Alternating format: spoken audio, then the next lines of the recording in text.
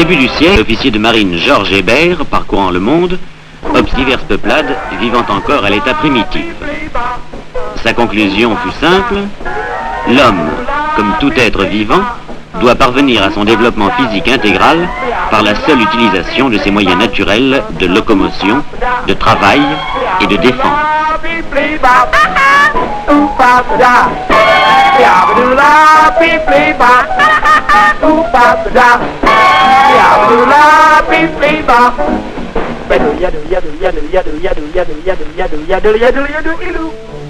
Et c'est ainsi que naquit la méthode naturelle d'éducation physique et morale.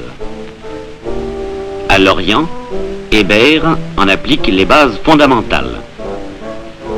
Avec des sujets médiocrement développés jusqu'alors, il obtient des résultats remarquables.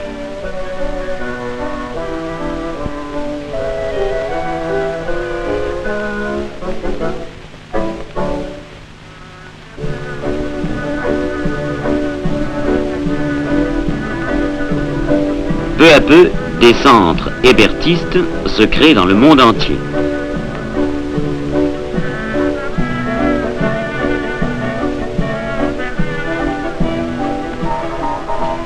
Retour raisonné aux conditions premières de vie, tel est le principe doctrinal de la méthode.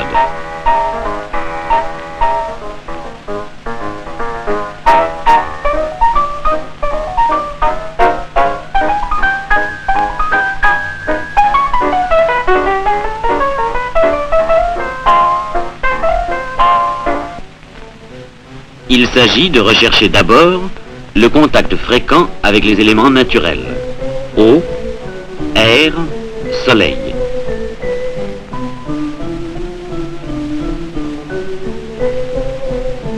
Ensuite, exécuter les exercices utilitaires répondant aux principales nécessités de l'homme actif et, dans l'ordre, les exercices de déplacement proprement dit: la marche,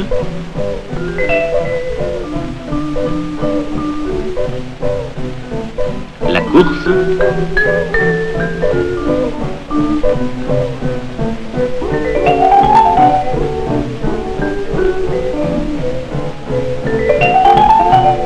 et le saut.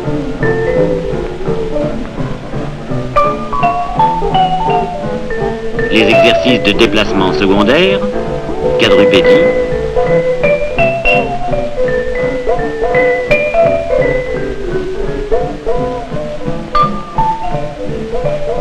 portée,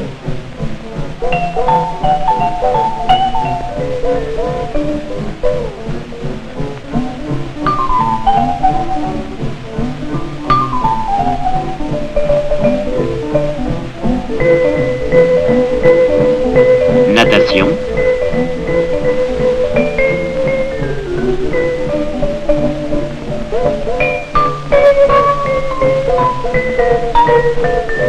grimper et équilibrisme.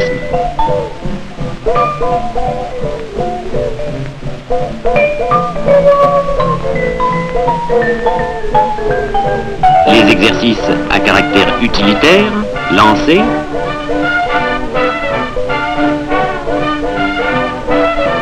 tirer-pousser,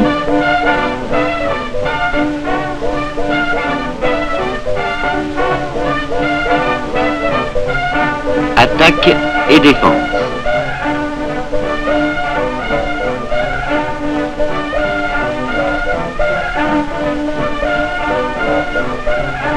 Tous ces exercices s'accompagnent de la recherche de l'endurcissement du corps pour accroître les résistances organiques et de l'observation des règles d'hygiène simples: propreté du corps,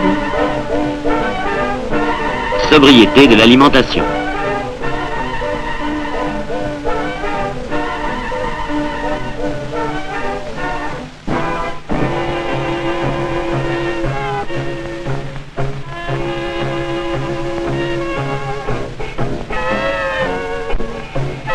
Pour Hébert, le travail naturel est avant tout se mouvoir, mais en se déplaçant.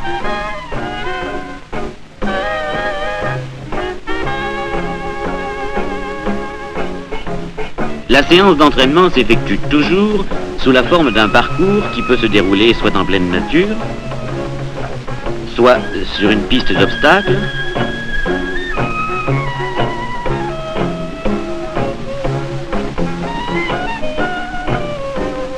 soit sur un espace restreint, le plateau, utilisé le plus souvent.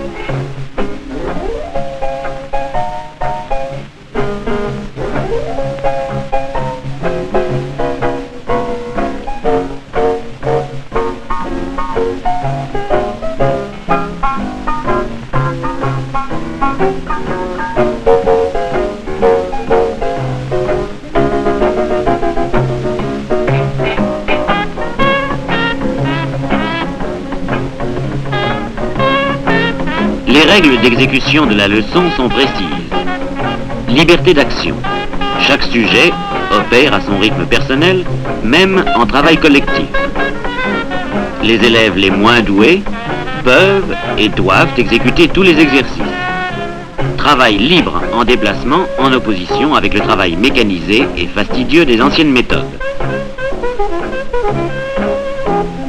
Continuité dans l'enchaînement des exercices. La séance d'entraînement se déroulant toujours sous la forme d'un parcours ininterrompu.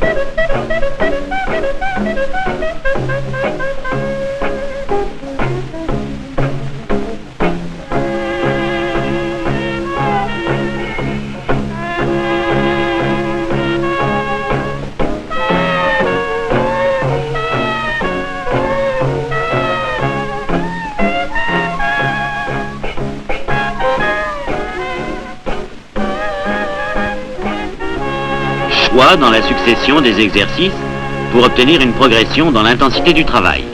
Par exemple, marche, saut, portée, sprint et roulade. Cependant, il est nécessaire de faire succéder à un effort violent comme la roulade, un effort moindre permettant à l'organisme de récupérer.